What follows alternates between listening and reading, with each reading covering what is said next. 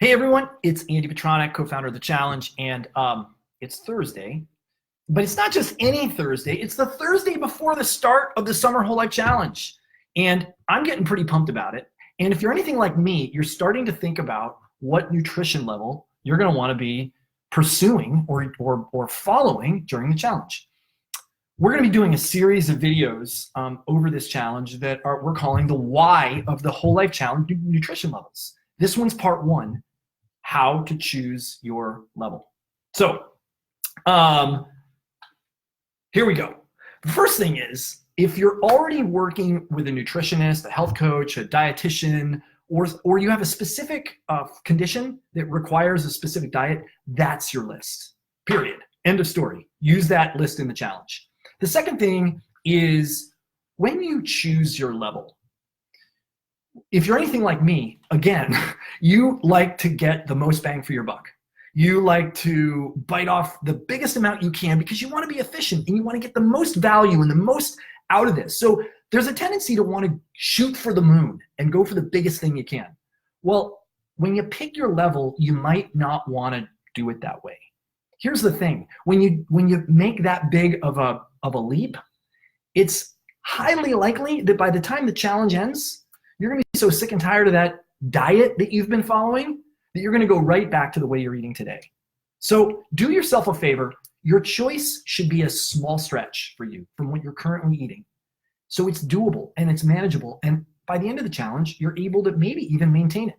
Like it wouldn't be that hard. You can always up your game if you need to. Okay, so let's talk about the 3 levels. Why do we have 3 levels anyway? Why not just 1 level? Here's the thing. How many of you people play this challenge? I mean, we're going to have 10,000 people at least in this challenge. There's more than one kind of person. You guys all have different bodies, different lifestyles, different goals, different jobs, different schedules.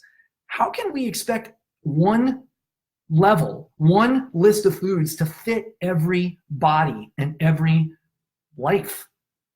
We wanted the levels.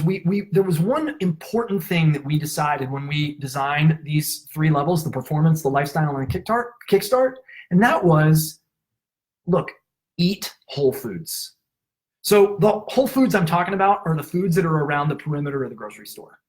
If all you did, let's just say you didn't choose one of our levels, and all you did was select food that you would find in the perimeter of the grocery store, there's a very good chance, and you stuck with that, there's a very good chance you would be eating better than the way you eat today. So no matter which level you choose, it's probably going to up your game just because you're being accountable. So I'm going to start first with the performance level. Now the performance level is kind of what it sounds like. It's, first of all, it's the most restrictive.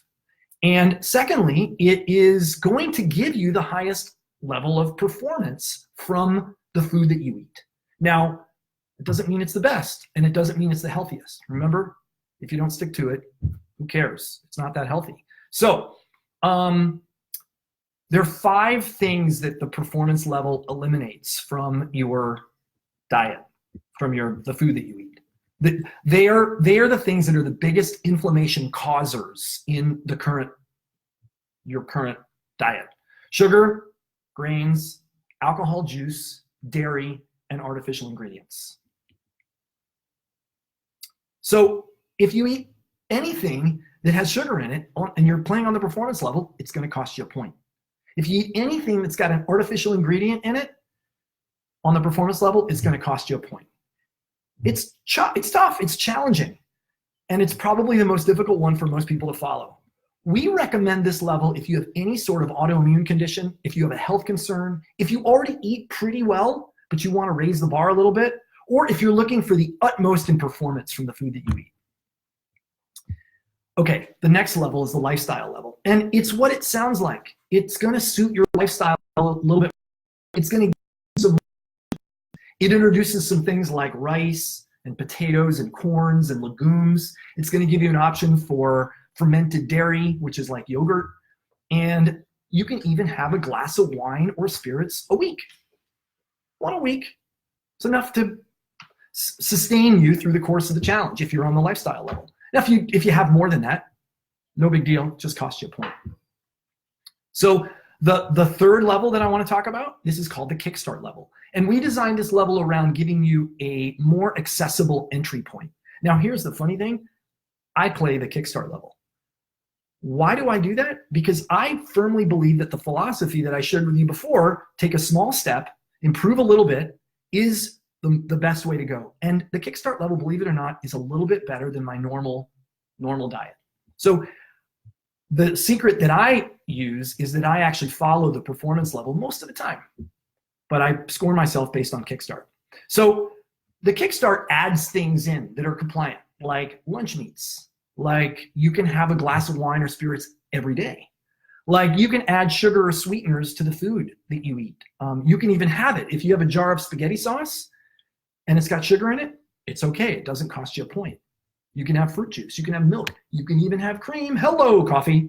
So a little bit more accessible. Now, here's what I recommend you do next. There are 4 things. Number 1, go to our help center and download the nutrition comparison chart. It's going to give you the 3 levels, and it's going to give you the foods, and it's going to compare them side by side so you can get a really good overview of what you should consider before choosing your level. Once you choose your level, go back to the help center and download the specific allowable food list for the level you choose. Don't worry, you can change your mind if you decided you chose the wrong one. You can go back and change it. The next thing you need to do is print the list.